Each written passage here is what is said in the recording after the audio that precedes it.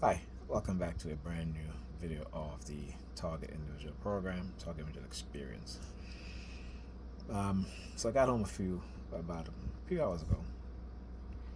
On my way here, and I just was like just thinking as I got home, and just get to time to relax, call Pam, see if the kids were in bed. Of course, my daughter was just getting out of the bathtub at 9 o'clock, and my son was still up, and he was getting something to eat. Right. So again, and I didn't want to stay over there, particularly after what happened Saturday night. And I just thought it was best, right? And here's the thing. So earlier today, I was talking about how she was on the phone with, I don't know who she was on the phone with, and she was talking about how, like when I was in school, when I went back to college, right, for computer engineering, in my computer engineering major, and there were days where I said to her, because I said to, because again, I'm trying to compromise and trying to work with her, despite all that's happened, right? And I said to her, listen, I have class in the afternoon at 6, 2 days out of the week.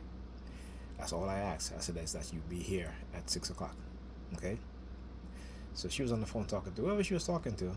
He was like, well, how am I supposed to be here at 6 o'clock and this and that? I'm like, simple, simple. You tell your your your job or whatever, your manager or what have you, right? That on these 2 days I need to leave at 5 o'clock, which means that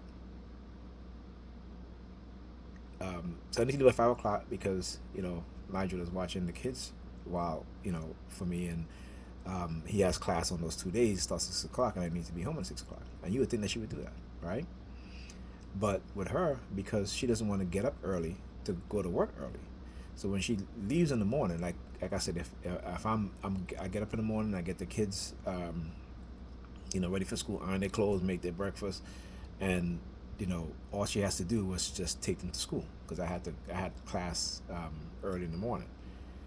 Class at 8 o'clock. I had to be out the door by 7 o'clock. A lot of times, I'm leaving at 8 o'clock because she won't get up out of bed. Right? She won't get up out of bed to take my daughter to school. All right. At the time, my son was, he was in just starting 6th grade. Okay. So because again, she doesn't want to do any improvement on herself, on her part, any work on herself. Right. So what she does now is trying to find fault in the fact that, listen, I compromised with you, and I didn't have to. We were not in a relationship. I don't have to compromise with you. But I do it because again, I try to put the best interest of the kids, which is something that she's not doing. So she went away for 4 days, right, on her so-called work uh, thing, what have you. And then she comes back Saturday night and made plans to be out all day on Sunday. Okay? And then whoever she's talking to co-signing her bullshit. And this is what, black women do to each other. The old black women do it to the younger black women because they co-sign each other bullshit. And again, it's a conditioning mechanism that has been ingrained in their psyche. For example, I bought her the exercise bike, right? And I said, okay, I'll put we'll do it together because I can't do it myself because of my back. Many times I've asked her, hey, Pamela, let's put up the bike. Oh, I'm too busy. Busy doing what? I'm putting on my makeup. Or I'm watching a video. Okay? Then when she starts to feel some self-confident issue because maybe she went out with her, whoever she was talking to, and maybe he's looking at some slim girl or what have you, or some girl that's fit. All of a sudden, she come back and she'll be like, "Oh, let's put up the bike. Let's put up the bike." And I said, no. I said, I've asked you multiple times. I said, the last time you came to me and said, okay, let's put up the bike on Sunday. And I said, okay, fine. And I came, I waited. I said to you, when are you going to put up the bike? You said, not right now. And, and you never came back. So now I said to her, now you're going to have to wait until I'm ready. Okay? Because you see, these women have been conditioned into believing that they can treat us, particularly black men. This is, between black men and black women. They can treat black men anyhow. And it's the racists on the police department. It's the racists within the U.S. government. It is the racists in the psychiatric and psychological institutions that have developed a program in where they weaponize us against each other. Okay? And the given positions of like if like her job, all of a sudden she just shot up and got a position in less than a year of manager of the pulmonary department, right? I'm like, okay, I'm glad for her. I'm glad for her, and I told her this. But if they put you there because they believe that you're going to be a gatekeeper, then I have a problem with that. Okay, and particularly when you are indulging in behaviors with these coworkers, these white coworkers, that is detrimental not just to your health, but to your children. Like at the height of COVID, going out with your coworkers, your white coworkers, to dinner, to wherever, and coming home, not even changing your clothes, but hugging on your kids. And I had to confront her on it many occasions. Stop doing that. When you get in the house, take off your clothes. There is disinfectant spray. You spray your clothes with it. You work in a hospital. And then she would always tell me, well, I'm not in the main hospital. I said, I don't give a damn. You still see patients. You still ride in the bus or the train. And she couldn't understand that. And she was like, why are you so weird? I'm like, no, I'm not weird. This is COVID. Do you understand? I said, you work in the health department. You work in the health field. How do you not undertake the seriousness of this? And she never did. And so the kids were always getting sick. Always getting sick. Every time she goes, she comes back, the kids were getting sick. Then she would blame it on the other children in the school. I said, no.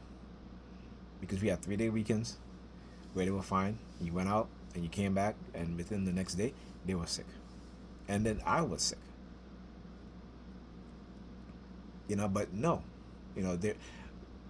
These women, they do to themselves and each other. And again, like I always said, it is not their fault.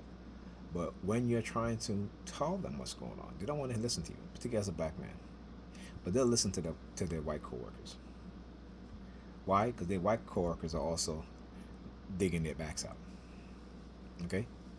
Particularly in the nursing field. go look up the worst. If you're a man, go look up the worst field in which women work in that you want to date. Nurses is at the top. Okay? And then when Trump got elected, all of a sudden she's like, oh, I think such and such as he's racist. I don't think such as she's racist. Well, of course they are. It's because we live in New York City with these liberal people, particularly the white ones. That don't mean that they're not racist. They're a lot more racist than the white conservative, because these white liberals, their racism is more covert. Okay, it is more subtle. It bypasses your defense mechanism. But when there is an authoritative figure in their department, in their have you, they will show you exactly who they are.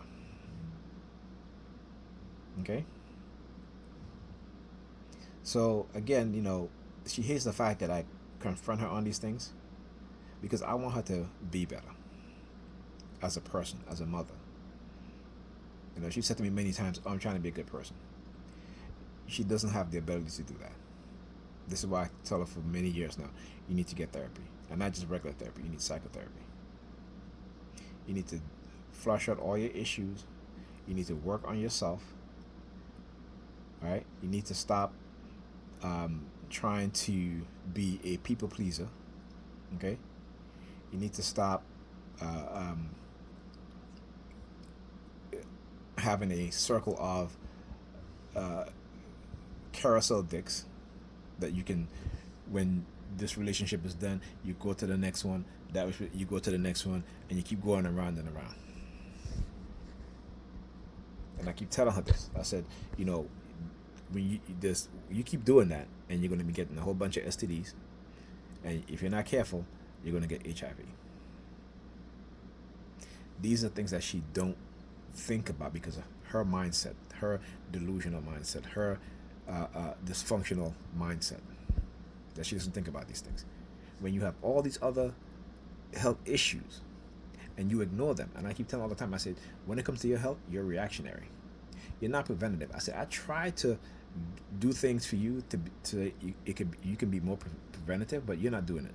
I'm doing it for you. I'm the one that's buying you, uh, you know, health supplements. I'm the one that's buying you, these things, right? And I shouldn't be doing this. I'm the one who has to, do research on your issues. All right. And when I asked you for a little bit of support in terms of what was being done to me and what is continuing to be done to me, you couldn't be bothered. As a matter of fact, you want to participate in it because you think it affords you some level of control over me. This is the mindset. Okay. So when I speak the truth, I gotta tell her, I said, listen, if for me it was all about the sex, even when I was going through the height of my talk, I wouldn't say the height of my talking, but early on when I wasn't, when I didn't know how to defend myself psychologically from these attacks. All right, I said, and I would say to you, okay, I need your help. When I come in, if I've been targeted heavily aside, and you see that I have this look on my face, I need you to do this for me, and you would tell me, oh, why? I'm not gonna be. I don't want to do that. I don't want to have to worry about that. But you don't mind me being worried about you, right? You don't mind when I have an injury where I'm in crutches, right? You don't mind me still having to take the kids with me, right? You don't mind when I have a headache and it's so bad, I get these headaches so bad, sometimes I pass out. You don't mind me driving on the road with the kids in the car because you want to be by yourself because you want to do whatever you want to do. And I said, and I have always pushed back and told you the truth. I said, I don't lie to you. I said, that's one of the reasons why, I never got any sort of, I shouldn't say any sort, but reason why we hardly had sex. Because you always talk about, well, you always say something to turn me off. I'm like, please. Because I tell you the truth. Because I tell the truth. I don't tell you what you want to hear. Okay? I said because my relationship with you wasn't based on sex. Okay, sex was it's a part of it. I mean, it was good, but my feeling towards you wasn't based on because whether you gave me sex or not. Because if that was the case, I would have left your ass a long time ago. And in fact, I didn't leave you. You left me because you cheated, and I found out.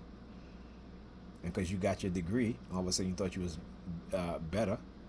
And what happened to the ex that you cheated with? Guess what happened?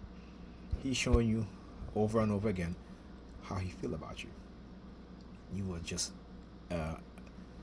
he was just using you for sex. Period. And she's like, always, we used to go out. Yeah, but that's what they do. If a man is not interested in you, and he knows you like him, to the point, and again with her, it's colorism. She practiced colorism. She worshiped the lighter skinned black man. Okay? She worshipped the lighter skinned black man. I said, but those men don't want you as a preference. You are not their preference. Okay? They want you around because when their preference no longer want them, they got you to fall back on, and you may go out and go to dinner or what have you, but they're just about screwing you. That's about it. They're not concerned about your health. They're not concerned about your feelings. Okay, and the fact is that they treat you like crap, and you accept it. You accept it because you worship colorism. And I told her all of this. So again, our community has been damaged a lot. Our people have been damaged a lot. My people have been damaged a lot. Just as we as TIs have been damaged psychologically a lot, just as well as physically and neurologically. But black people in America and the rest in Africa, all across the globe, have been damaged. Okay? And so I had to go through the process of self realization, learn about African history, real, true African history. Okay?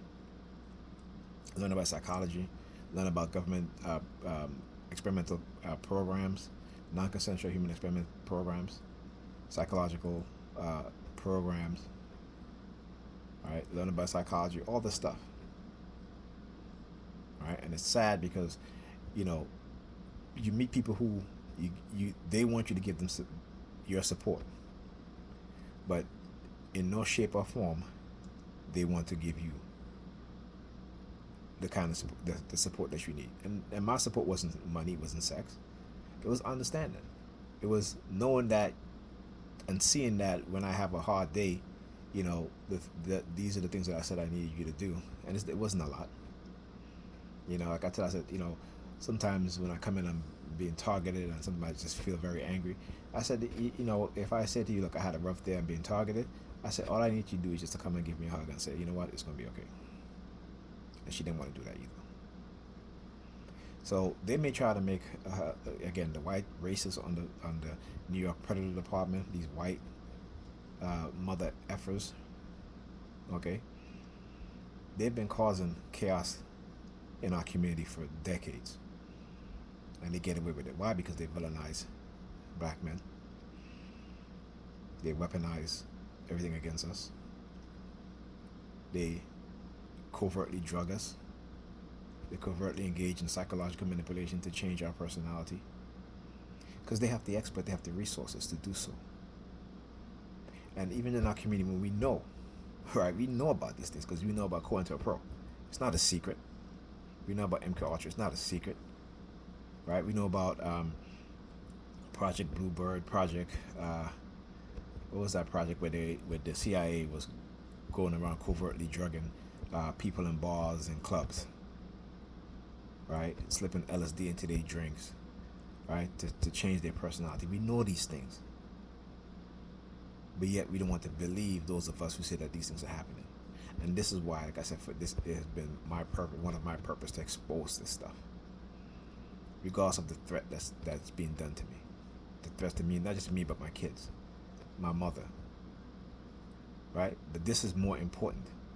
This is beyond me. Okay? This is about saving future generations of men and boys that look like me and you as a black person, and as a black woman also. Okay? The one thing that they have done to us is to remove every and any inclination of making sacrifice for the next generation. Why? Because of the civil rights movement. And I would say white people in America have a great disdain for black Americans because they stood up and let the world see how wicked and evil white people in America are. And they have never let go of that. Never. And I will never let go of what they have done to me and others. I'll never let go of what they've done to us as black people. That will never happen. You can't come to me shaking my hand and I turn around, you put a knife in my back. Okay? I see you for who you are. So when you come to me, you're going to get a knife in the gut. I'm not going to turn my back and watch you stab me in the back. Okay? No. That's not going to happen. Alright? It's not every white person, but it is the vast majority of them. And they have conditioned other groups of people to hate us as black people, while using them also against the black community. So don't come talking about, Jesus is loved. You want us to continue to believe in Jesus because Jesus is the only thing that is preventing the vast majority of black people from understanding what you're really about. Jesus is the only thing that's keeping black people from whipping your asses. All right, so it doesn't work with me. Believe me, I've let go of that white supremacist ideology or that white racist ideology a long time ago. I respect those that respect me. I love those that love me. And like I said, it doesn't matter what color you are, what ethnicity you are. If you are for me, I am for you. If you are for black people, I am for you. If you are against me, I'm against you. If you are against black people, even if you look like me, I am against you. Okay? So, talk to you guys in the next video.